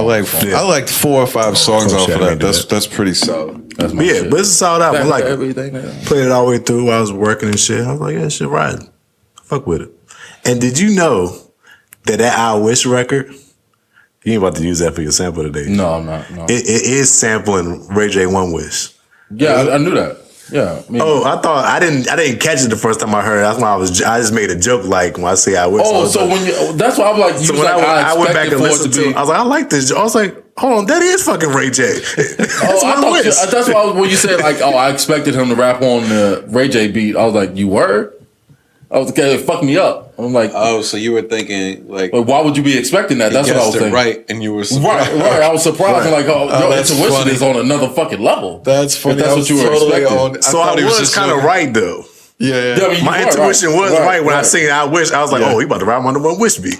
That's funny. I thought you were totally joking. That's what it was? Though? The first time I listened to it, I think I was listening through my phone speaker, so I couldn't really hear the sample like that. Right, but then later on, I listened to it on my headphones. I was like, oh shit, that is fucking One Wish. I was like, that's fine. Yeah, he killed that. But man, I mean, he like I said, he on a tear right now. Super Gremlin's still the #1 hip hop song in the world. Still top 5 on the billboards. So that's doing his thing. I think the album's gonna take off. He got at least one other hit on this album, Usain Bolt. That shit should take off. If that's not a hit song, I don't really know what a hit song is. And it's just gonna be a point in time in the world very soon that we're looking at it and you're saying, well, this motherfucker is the biggest rapper in the game and I don't know how this happened. That's what it's gonna be. And I mean, I don't know. That's what it's gonna be. I'm just biggest rapper in the game. I ain't gonna doubt him because he get back getting that boiling point again. He on the run right so now. I ain't gonna doubt it, but like I said, he got the #1 rap song. It's a big jump. It's been like that. Super Gremlin's been #1 for like the last 2 months type shit. Yeah, he got one. It's almost like he's now reached the point that you thought he was at 5 years ago. Or that's the point that I always knew he could get to, but he always kept getting locked up. Yeah, I've always said the only thing that can stop Kodak is jail from being where I think he can go. Jail is the only thing that can stop him. Or you could say himself is the only thing that can stop him. Put it that way. I give him that. But my problem with you is you always said he was there already. Since I've known you said that he is where, like, I feel like I was joking at first, but I do legitimately feel that way. I do feel like right now he is at the level that you used to say that he was at, and I didn't understand it back then because it made no sense, the claims that you were making at the time. But right now, like, I mean, Super Gremlin is... but he's had... It's not the biggest song of his career or anything. To give words and credit, he's got big records. When Kodak first came out in the first few years, he was like Young Boy before Young Boy. Yeah, like, he had that type of cult following before Young Boy. So he was kind of on the rise to being one of those. But he kept, getting locked up. He kept stalling his career. Yeah, so he was on pace to be one of the biggest in the game. But you can't keep your freedom. Yeah, now like I said, I think it's coming sooner than later right now, and it's gonna be a point in time we look up and say, "Oh, this motherfucker is huge right now." See, him and Ed Sheeran. I did see that picture. You see the picture with him and Ed Sheeran? Yeah. Ed Sheeran wearing his chain. Put on and the shit. Sniper Gang chain. It's a hilarious image. They got some music coming out here soon. I did not too. see that. Yeah. But Rod Wave gonna be hating. That's how he gets to the next level. Yeah, right. I mean, Kodak is a pop star, dog. Like, he can legit make, I'm telling you, like, he can make any kind of record on any kind of beat. That's why, it's a fortune cookie. When you listen to Kodak, you don't know what to expect. Regardless of he can make any kind of song there is. That's why you love Kodak. Like, that's the point of it. I'll give you some more leash and say, he was on pace to being that. When he had that record with Bruno Mars, when you get a record with Bruno Mars, you know they try to push you in a level where you could be commercial. Yeah. So that was, and then he got locked up again. Yeah, so it's like keep happening. Every time he keeps getting that stir up of he's about to be something, he chop himself at the legs again. It's like some people are. Hopefully he can keep his ass out of jail and get his shit, keep his shit going. Like they said he was on a podcast with $1 million worth of game or whatever. Yeah. But like they said on there, it's like this is the first time he's been out for a whole year since he was 15 years old. Yeah, which is nuts. It's the first time, and he's you know what I'm saying, he's risen to this height already. So imagine where he can go if he just actually stays focused and grinds year after year after year instead of having these things stunt his growth. So hey, hope he stays out. Like I said, it's a really good album overall. Hope he stays out. But that's all I'm gonna say about it. That's all I'm gonna say. I'm not gonna sit here and say, you know, he's the Tupac and Biggie of this generation combined. I'm not gonna say that. Good. I'm gonna think it. Good, because you'd sound fucking stupid if you said that. I'm not gonna say it. Fucking stupid. I'm not gonna say he's the James Brown of hip hop. I'm not gonna say that. I'm about to kick you out of the podcast. What? I'm not even gonna acknowledge it. Earth Gang. But we're gonna think of a different name for the podcast. Yeah. I don't want to be Return of the Ma. But the Ma. But the C is out. This is his last episode. I hope you guys enjoy it. All right. Earth Gang. Jesus Christ. That's a project. Ghetto Gods. Yeah, Very good album. That's pretty good. I enjoyed it a lot. I've been looking forward to this album. They put out like 2 or 3 dope singles the past few months. So I was looking forward to this shit, and they sealed it for me. What's your favorite A lot of solid track tracks. I didn't even realize is Nick Cannon actually spitting a verse on that Power He shit? doing like some spoken word shit. Oh, all right. I didn't hear him. I don't want to hear that. Spoken word shit at the end of the track, which is cool. They had CeeLo Green rapping on the joint. I like that A-Man joint with Music Soul Child. I like that Waterboy joint with Jed and J. Cole. And I like that Future joint, Billy. Future joint, so that's your hard. And Ghetto Gods, that's a hard track too. Man, you know, like Amen. I thought that was the hardest. I thought that was one of the, oh, okay, yeah. I think that was like the hardest track on there. That's a hard track. That shit's fire with the Music Soul Child sample or whatever. Yeah. That's hard. What was the one that they had put out? The All Eyes on Me is my shit. That's the one they put out previously. Yeah, that's my. I listened through it once when I was playing FIFA Saturday night with Max, so I wasn't paying super attention, but I really liked it. It sounded really good on one listen through. That's the only music I listened to this week. Boys are dope. Gotta go check it out. Ghetto Gods. What else came out? Conway dropped the album. God Don't Make Mistakes. All right, listen to a couple songs on there. Did you like it? Solid, quick hitter. Beginning was more, regular Conway a little bit. As you got to like the middle, towards the end, he was getting real personal in a lot of the bars he was saying. I was fucking with that.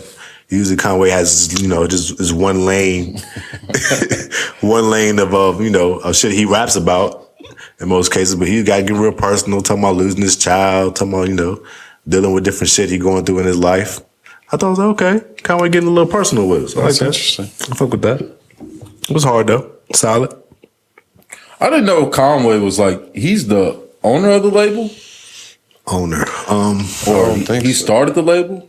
I think that's Westside Gun. Westside Gun. Yeah. Sorry. Westside Gun. They're cousins, right? They're all cousins?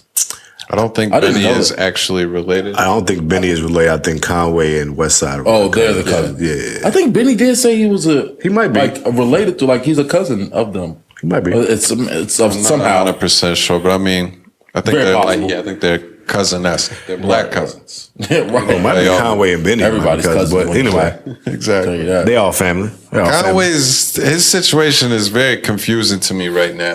Because he's back with Shady. He's gone out of his way to say he's not shady.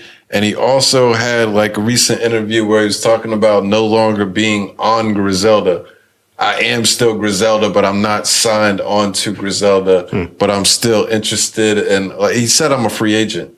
And it's like kind of up in the air as if I'm not like, it sounded like no kind of beef by any means. Right. But it's just very confusing. And then is he back on Shady? Or this is the last album? This album, I think this is his last album on Shady. Just very confusing. It's Not weird. that it matters. They kind of me. be all over the place. You know, I think Benny signed with Def Jam now. Yeah, They kind of all do their own little separate thing, but when it comes down to being Griselda, I think they always come back home or some shit like that. Yeah. So I don't think it's no beef. I think it's just some business dealings. No, not at all. Business not dealings at all. and contracts and shit. Yeah, I think he's just trying to get paid. I think he's just trying to get paid. That's all it is. It doesn't matter. I don't care who they're signed to, but it's confusing nonetheless. Definitely is. Definitely is. Oh, another hard album. This motherfucker 22 G's. 22 G's? Y'all probably don't be on it because 22 G's straight from New York, Brooklyn, straight New York drill shit. That's Sniper Gang. But he hard. He's Sniper Gang. But he hard. Is he Sniper Gang? He signed to Kodak. This shit hard. Yeah. This album hard. The Blicky Tape 2. Yeah. I gotta check that out, It's bro. the Blicky Tape 2? Yeah. I thought he already put out 2. This is Deluxe. Oh, it's gotta be, all right, guys. This shit hard, though. Yeah. He going 22 G's crazy. is actually pretty good, though. Like, that's probably nice. like one of the, him and Chef G, like the only drill rappers I've ever liked. Like that, anyway. And him and Pop Smoke, of course, but. Right.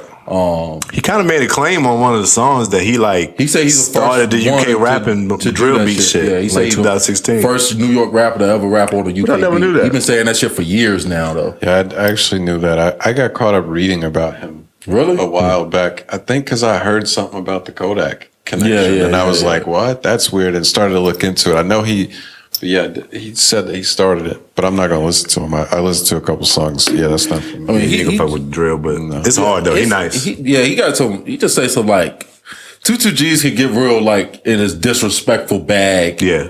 And just say some shit about, he'd love to start some beef. Yeah, he want to start he's some beef. saying a lot of GD shit, a lot of gang shit going on. He want to start some shit. It was all beef shit he talking. Yeah, for sure. But it's hard though. I fuck with that album. Yeah. Some solid shit. I might check out a couple tracks. I'm not a listen to a whole 22 G's album type person, but I'll listen to a couple of his singles like Torlanda or whatever. Torlanda. Yeah, I heard a couple songs from him too. This first time I listened to like a whole project because like the first song got me.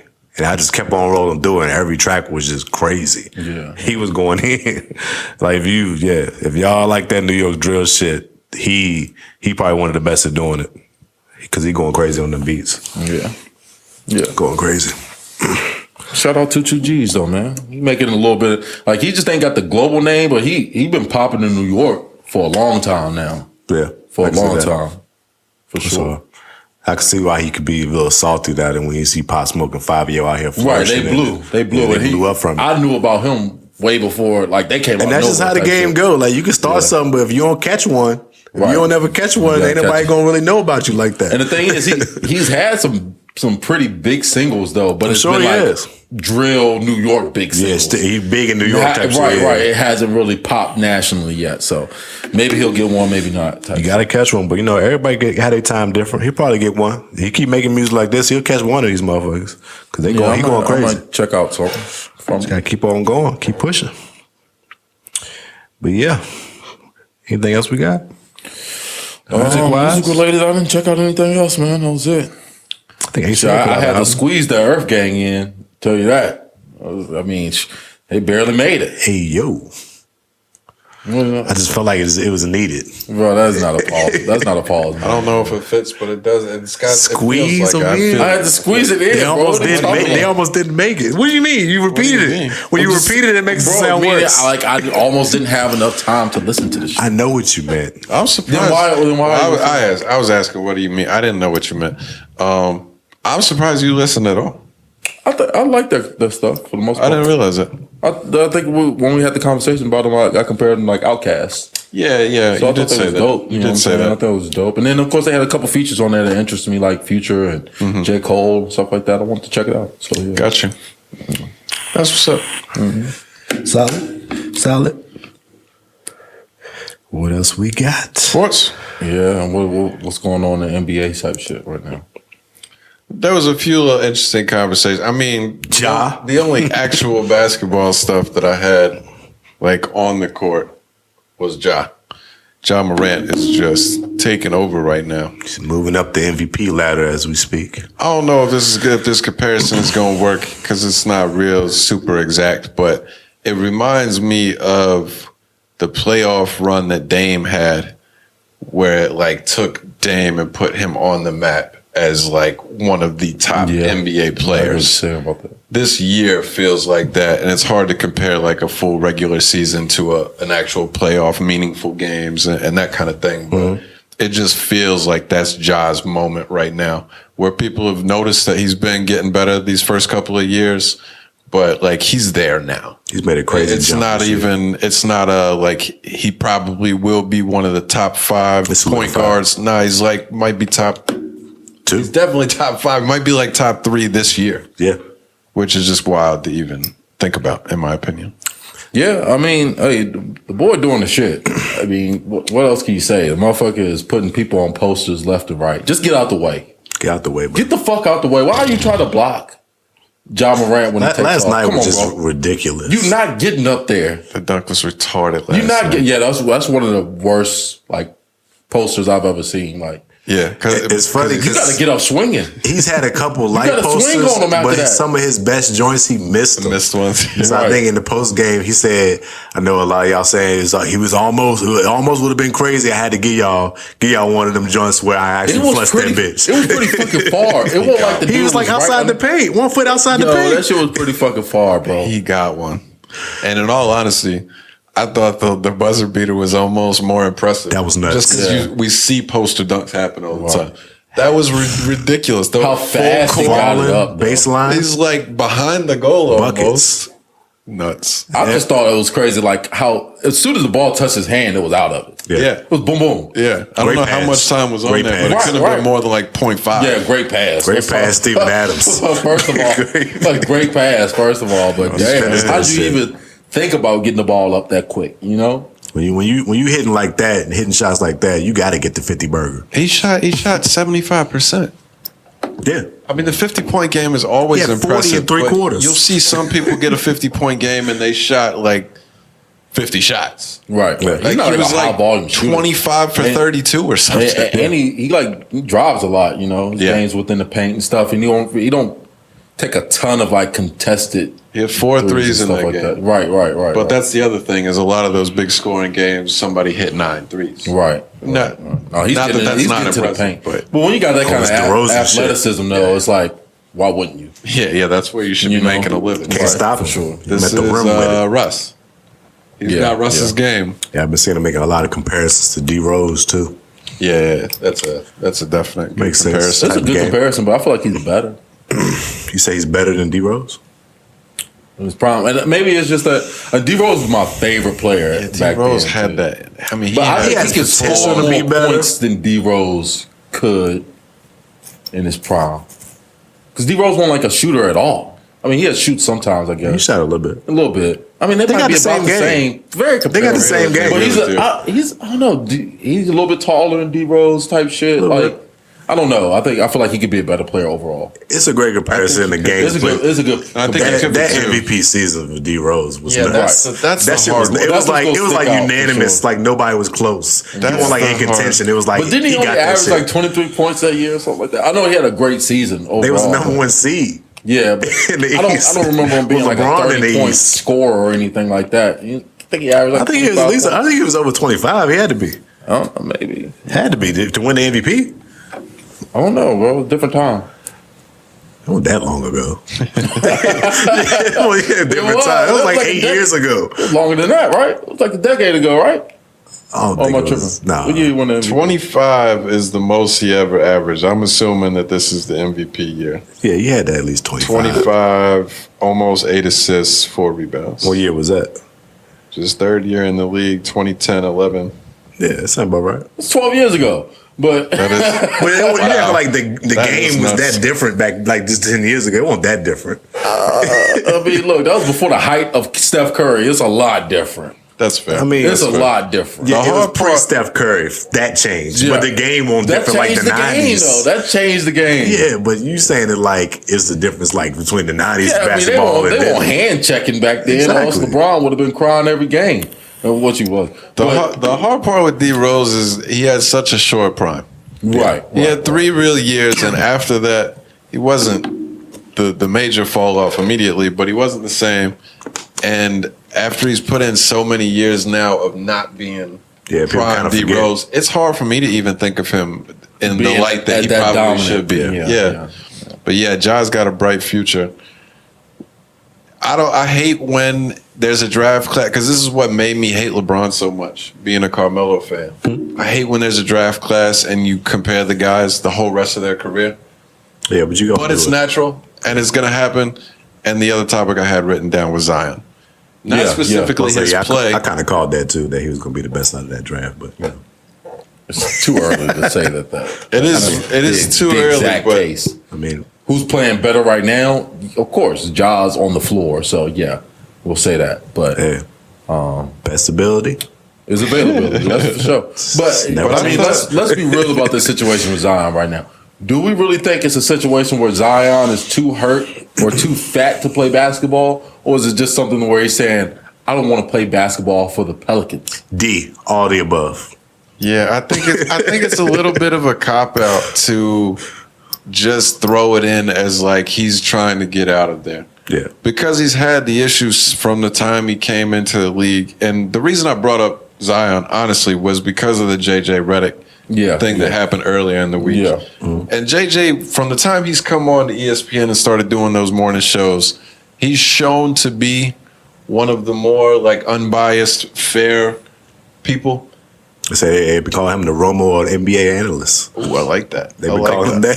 Good comparison. Because he been breaking down them games. But he also, I was listening to somebody else talking about Redick's opinion, and they were bringing up the point that like he had like a bad ending to his career in New Orleans. Right. Like they shipped him out, treated him kind of they traded him to somewhere he didn't want to be traded. Remember that year he said something like he said something to Zion like, I've never missed the playoffs and I don't want this year to be that. Like it was like a quote that happened during the season, like when he first joined the team. Yeah. I'm sure he was dead serious about that though. Like I'm trying to make the playoffs again. But the person I was listening to was kind of just making the point like he has every reason to be mad at the Pelicans front office and blame them for the situation.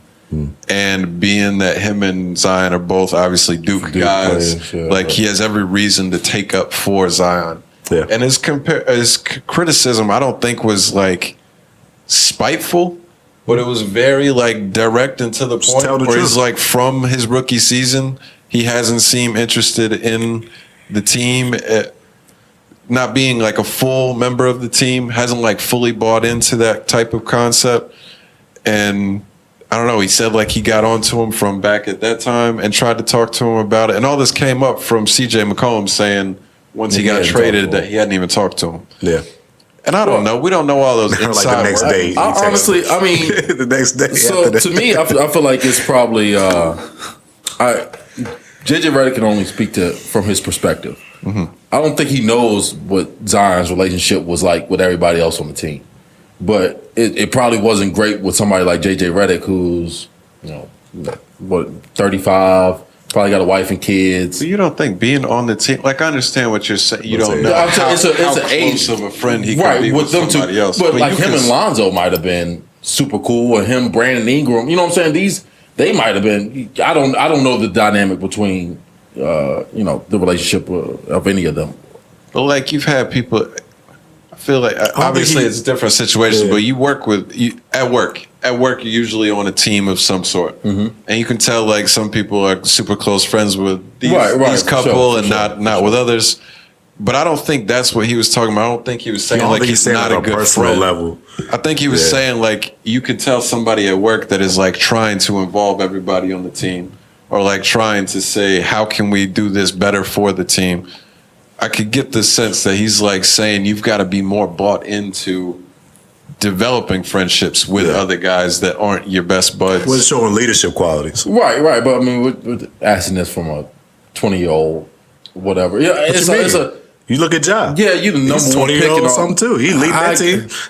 He also has there's a better organization. He has some better veteran not players. respected as an organization. Before. Yeah. I'm just saying you can't try to give him a cop overall, right now. they're better than the Pelicans. You're the number one draft pick. You're expected to be the leader of the team. Oh, no, I get all of that, but like, I mean, let's be realistic about it. Like, Ja came into a better situation than Zion did. We can be realistic and say that. I don't know that that's not true. Bad. I'm not saying that you're completely wrong, but they're both garbage organizations. They were there for a reason, and they've continually picked in that same general top 5 vicinity for an extended amount of time. Yeah, Memphis was not supposed to make the playoffs, and they did. They was not expected to make the playoffs just because they drafted Ja. I mean, look, I just feel like he's had more stability there. He's had good veteran players surrounding him and everything. Like they have catered to him. I mean, Zion's had 3 head coaches already. They've overturned the roster a couple times. He hasn't had any consistency there to say like, oh, what team to lead. He doesn't know anybody on the roster like that anymore. And he hasn't been consistent. He hasn't been on the floor. Pushing the blame off of him when he's not being consistent. I'm not saying he's of no fault. But these things that we're talking about are things that are beyond his control, probably, if we're talking about injury and stuff like that. Like that, I mean, that could happen to anybody. Sure. But I mean, obviously he does. My whole point is obviously he doesn't want to be there. He said he hasn't reported to practice or the facility at all in like 10 weeks. And we heard prior to the season that he had issues with the management, upper management with the Pelicans and how they were conducting business and stuff like that. So, like I said, it just obviously doesn't want to be there. So, I mean, I think those early season rumblings were like him not wanting to be on a minutes restriction and thought that they were holding him back too much, which made sense as a complaint from his side if he felt like he was healthy. But I didn't hear anything about them like having problems with ownership. Well, I think he didn't like a lot of the moves. Was it Dave Gettleman or something like that? That's the Giants football. What's the dude's name? That's honestly, the GM I don't for them? know. He was the same guy who was the GM for the Cavaliers back in the day when they had LeBron, right? I know you're talking. I can't think of his name. Whatever. They said they had issues with them and how they were constructing the team, and not reaching Lonzo Ball was a big issue for him and stuff like that. So I don't know. You know. I think both things can be true. Like, you're right about he has not been in a great situation. David Griffin, thank you. But I think we're David something. I think we're caping a little bit. And I got to not put more blame on him. Oh, I'm not caping at all. I think he deserved a lot of the blame. Yeah, I was trying to be nice to Carl. Not just say just Carl. What blame? What are you saying as far as blame? Like that the Pelicans are not good? Is Zion's fault ultimately, or are you saying like? The blame is what blame are you placing on them? Like, well, you got to be available. You got to make sure you're available, and now you haven't been available consistently since you've been drafted, and now you talk about you don't want to play. It's kind of like a little bit arrogant. It's like you got to at least play a full season and improve a little bit more before you start having issues with how the team's going. You're not even being a part of the team. If Zion's demanding a trade right now, what team is saying no? What team is saying that they don't? I'm not saying nobody would take him. I'm saying like, it shows bad character of you that you haven't been consistently been able to stay on the floor, but yet you're having issues with the team and you're not even being there for the team. That's what. At least try to play a full season first before you say, "Oh, this shit ain't going right." I agree with that to a certain extent, but at the same time, look, Anthony Davis, and not say like he couldn't save him. Like the Pelicans are they're awful. And Anthony Davis put in a lot of work with the Pelicans. He hadn't still with them being bad and improved himself. And he wasted half of his career. I think there's legitimate concerns about his weight stuff, and that is something that he could control. Yeah, possibly. There's legitimate concerns there in that his body clearly is having issues in general. That could be Anthony Davis type stuff where he just is fragile, and I don't think that's the case. Or it could be that the weight that he's in and the shape that he's in is not up to par, and it's causing more injuries. I can't say that for sure. I'm not a doctor. Not even close to the team or nothing. But stuff like that, where there's just things that you can do to show that you're giving 100% to being available to contacting a guy that just got traded that's a top whatever player in the league and like developing some camaraderie. This little stuff like that I think that's all JJ was calling out. It's like you need to be a leader if you want to be the guy that everybody thought you were coming in. JJ went out of his way to say when he's on the court, nobody can do what he does on the court. Like he wasn't taking a shit on him, I don't think. But I think it's a fair criticism to say you might need to start doing things differently. Right. That's all. That's all I have to say.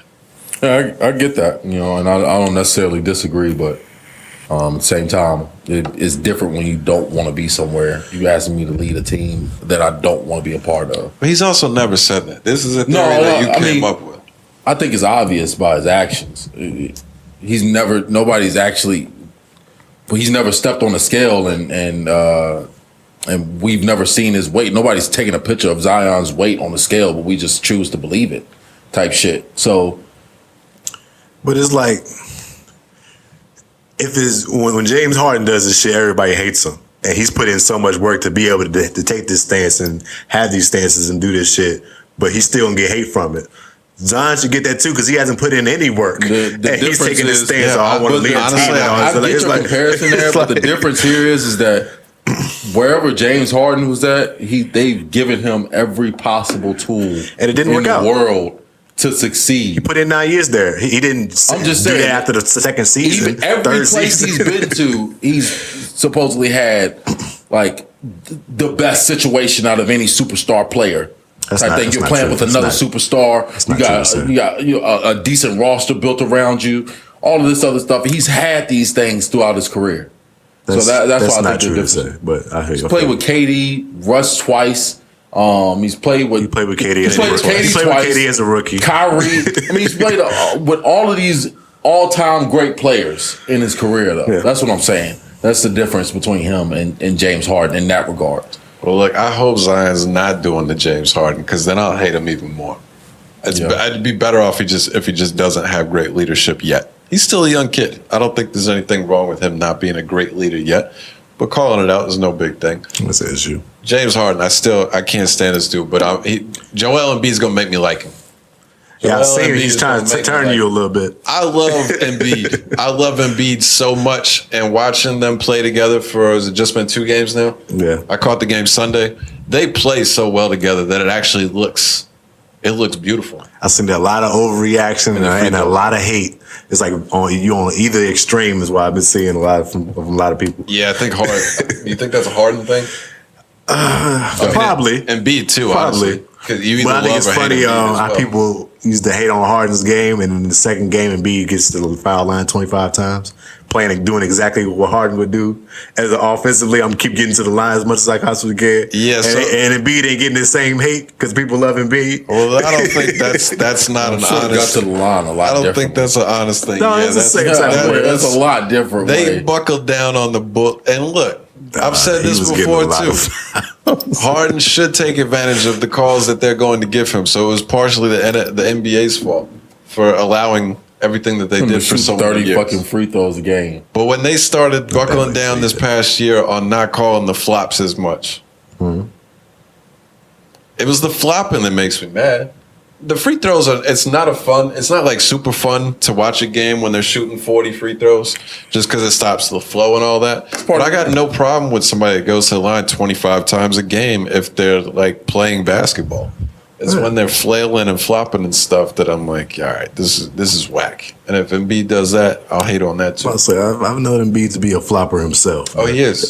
So it's not like he don't be trying to get the extra calls. Man, nothing pisses me off more, man, than watching a grown man flop. I think it's a lot worse when you fucking set 7 foot 250 flopping than being a 6'5" guard. I agree, but if you do it twice a game compared to 15 times a game, that also runs into the equation. But I'm trying not to hate on Harden right now. That's why they're fun to watch to play. You gotta respect players like Steph. Have you ever seen Steph or Clay flop? Yes.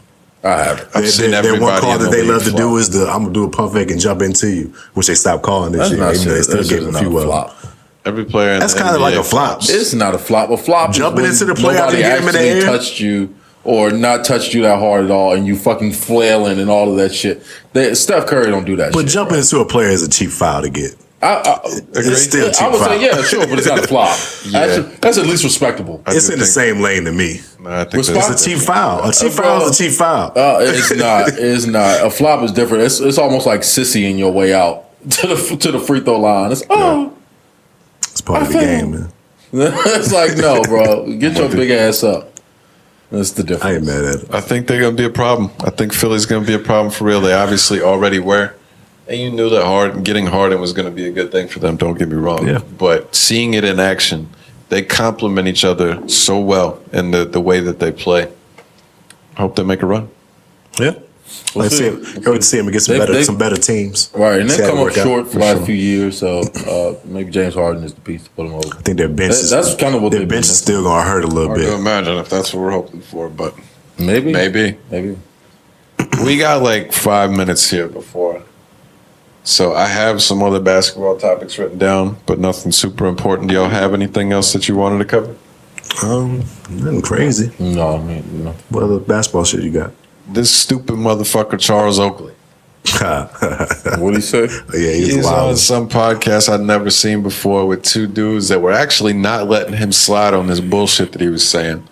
He said that Giannis, and we've heard this dumb would not statement come so off- many he times. would Different come players off the bench. Yeah. said he would come off the bench back in my era. But What? At first, he was like giving him a compliment, and it was like he had an aneurysm and just couldn't keep the love. He was like, "Oh, I gotta say something bad," because he was like, Giannis proved a lot to me once he got the championship last year, without bringing in other superstars. Like, you got to give him respect on that. But in my era, he wouldn't even come. He would have to come off the bench. I'm like, yo, shut the fuck up. He man. about the Euro step down the Second lane to and who? dunk on people. Charles Oakley First of started all- the majority of his career, and he averaged 9.6 points a game. Now I understand that points are not the only thing that matter. He was like a 9.8 rebound a game career guy, but he was starting. You think Giannis couldn't come on his team and take his job? Easily. What are we talking about? And I it's think I not. seen somebody say, in reality, if you played in this era, Oakley, you probably would never be in the league. No chance. You probably wouldn't even be in the league Right, at all. wouldn't even be in the league. He'd be Reggie Evans if you know that name. We just watched Giannis muscle his way to a finals victory. Right. It's not like he's not strong. He muscled. He would do the same thing in that era. You could say he might be better in He their might era. be better. Because people wouldn't give a fuck about his jumper not being good. Wouldn't fucking care. He would much. shoot less. He would always do what he does and score fucking 45 points a night. Yeah. Come on, bro. That old head hate got to burn, bro. It's Come just, on, it's bro. just sad. So bad. Y'all motherfuckers is drinking beer and shit. Oakley after the always game. been an angry dude, though, so Yeah. he always got that hater Got a little mentality. bitterness to him. Yeah. I mean, has he looked at Giannis and how this motherfucker I don't is think built? so, son. That dude is huge. He's a and machine, shredded. dog. Pause. Yeah. He's a fucking machine. He really and we're is. talking about, look, Giannis is the best player in the NBA. I think he's number one player in the NBA. I get you got the kid. I'm at it. I mean, and it's saying something when we're talking about that over LeBron and KD's right now. Like, these are two of the top 15 players of all time, and Giannis is better than them at this moment, in my opinion, or at least in that same ballpark. You would at least have to say that. So to say, and all of these, and those two guys could play, when you talk about top 15 all time, that means they could play in any fucking era. And of course, dominate in that era. So to say that he would come off the bench in yours, I mean, come on, it's super ignorant. Like, So pure hate. what are you talking about? Pure dog? hate. Yeah, What probably, are you talking about? probably doesn't even deserve to be talked When about. did the but I had game to change say that. from putting the ball in the hoop? Because that's what the fuck Giannis does, motherfucker. He puts the ball in the fucking hoop. Right. It's always been that. Any era you put this motherfucker in, that's what he's gonna do. So come on. Speaking of the game and saying hateful shit, that it just written down, reminded me. So the game supposed to be on Drink Champs, and he wanted to put out a little clip, early clip, and one of the things he said was, "Kanye did for me in the last 2 weeks more than Dre did for me my whole career." And I said, "Oh, he about to get some major league lies off in this shit, bro." Some That's just major hate, league bro. lines like Gabe, you gotta cut it out. That's just hate. You literally gotta cut it out. Yeah. I understand they ain't call you for that Super Bowl shit, but you ain't gotta throw that type of hate He thought him to the man that put you in him position. And 50 was gonna do Hate It or Love It. That's why. He's thought- like, we he were supposed to do Hate It or Love It. He was practicing that shit in the mirror. He was working all of this shit. And then He was salty Drake about probably that was like, shit. I'm gonna try to do it. I'm gonna try to get you on. And it just never happened. And He gotta cut it Even out. if you don't talk about what Dre has done for him in the past, what has Kanye done for him? He did one song with him. Did a feature with him. He did a like, song. what are we talking? And What let are you you perform talking it as about? Don DeLive. Did a song What you together. talking about, bro? Dre did your whole fucking album. Like, He executive produced your debut classic right, album. that people love. Just insanity. He made you a part of G and it was the hottest shit in the fucking game at the time. Motherfucker, you were on a song crying about Jay-Z. I mean, about Dr. Dre. We ain't forget about that His shit. first 3 projects, You he were crying. dedicated a song to Dr. Dre, bro. Bro, crying in the studio, sir. A grown man. You were crying. Now watch when the episode Stop comes it. out. We're gonna find out that they completely clipped that, like saying the right. question was like, "What's the wildest thing you could possibly say?" It was like totally set it up. Probably not even. What's the dumbest shit you can say right now? No, I don't know. I don't think you gotta do that for Game. Nah, Game gonna give it to you. He is. He gonna give it He's to gonna you. tell you all kinds. He of gonna say crazy some stuff. shit. So I'm ready to watch that shit. Yeah, that was. I know it's wild. gonna be entertaining. We'll see. I really like that song, by the way. Hate or love it? Nah, I like that. Everybody loves that. The song that he did with Kanye. Yeah, it's good. When it I like first came out, I was like, that artwork was so stupid. It's fire. And him taking the dumb shot at Pete Davidson was kind of whack. But the song song is fire. so hard. It's a good song. Skeet for sure. Skeet. Yeah, you gotta cut it out though. We're running close on time here. You guys sample? Hell yeah. Let's go. That's what I'm talking I about. already know Moss got it. He's always prepared. Always. All right, well, we got these samples coming. If you're on the audio, if you're on YouTube, we appreciate you watching. We'll be back next week. Peace. We'll be back for everything. For everything. We had to throw that in there.